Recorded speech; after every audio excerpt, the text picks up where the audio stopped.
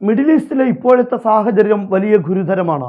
Iran ഇപ്പോൾ ആണവായുധ പരീക്ഷണത്തിലേക്ക് നീങ്ങുന്നു എന്ന വിവരമാണ് പുറത്തു വരുന്നത്. ഇറാൻ പേർഷ്യൻ യമൻ കടലുകളിൽ അതിശക്തമായ സൈനിക അഭ്യാസം നടത്തിക്കൊണ്ടിരിക്കുകയാണ്. ഈ അഭ്യാസം ഇറാൻ മുൻകൂട്ടി പ്രഖ്യാപിക്കാതെയാണ് ചെയ്തിരിക്കുന്നത്. വളരെ രഹസ്യമായ രീതിയിലാണ് ഈ അഭ്യാസം നടത്തുന്നത് എന്നത് ഇതിന്റെ ഒരു പ്രത്യേകതയാണ്. ഇന്ന് ഇറാൻ പറഞ്ഞു വളരെ പ്രധാനപ്പെട്ട ഒരു മിസൈൽ പരീക്ഷണം ഇതിനിടയിൽ നടത്തിയിരിക്കുകയാണ്. കാസിം ബസീർ എന്നറിയപ്പെടുന്ന ഒരു മിസൈലാണ് ഇപ്പോൾ പരീക്ഷണം നടത്തിയിട്ടുള്ളത്. മുമ്പ് നടത്തിയ ആക്രമണങ്ങളിലൊക്കെ ഉപയോഗിച്ച മിസൈലുകളെക്കാൾ എത്രയോ ശക്തിയും വേഗതയുമുള്ള മിസൈലാണ് ഇത് എന്ന് ഇറാൻ അവകാശപ്പെടുന്നു. അതോടൊപ്പം ഏറ്റവും ഭീതി പരത്തുന്ന കാര്യം ഇറാൻ ആണവായുധ പരീക്ഷണവും ഇതിനിടയിൽ നടത്തുന്നു എന്നതാണ്. അമേരിക്ക ഇപ്പോൾ അവരുടെ ബോയിങ് 135 എന്നറിയപ്പെടുന്ന അപൂർവ യുദ്ധവിമാനം മിഡിൽ ഈസ്റ്റിലേക്ക് എത്തിച്ചിരിക്കുകയാണ്.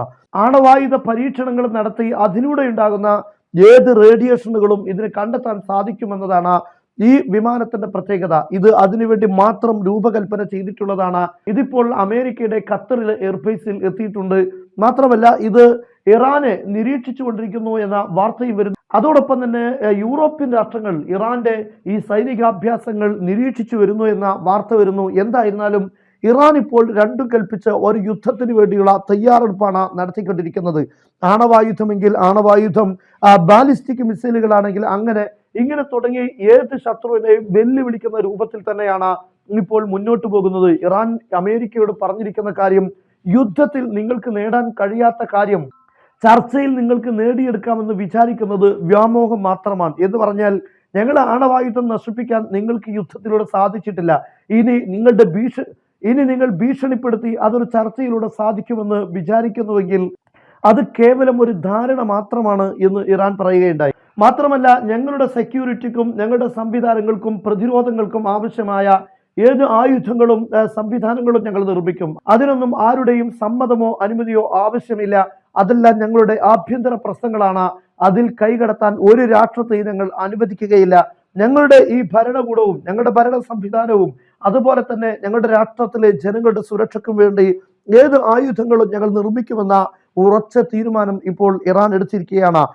അതിൽ ആരെയും കൈകടത്താൻ അനുവദിക്കുകയില്ല എന്നും ഇപ്പോൾ ഇറാൻ വളരെ വ്യക്തമായി പറഞ്ഞു കഴിഞ്ഞിരിക്കുകയാണ്.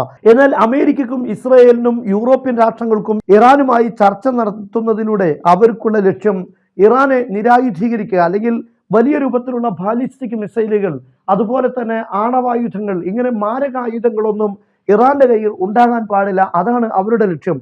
പക്ഷെ ഇറാനെ സംബന്ധിച്ചിടത്തോളം അതെല്ലാം അവരുടെ അടിസ്ഥാന കാര്യങ്ങളാണ്, അതല്ലെങ്കിൽ പ്രതിരോധത്തിന്റെ ഭാഗമാണ്. ഇതിലൊന്നും ആർക്കും അടിയറ വെക്കാൻ ഞങ്ങൾ തയ്യാറല്ല എന്നതാണ്.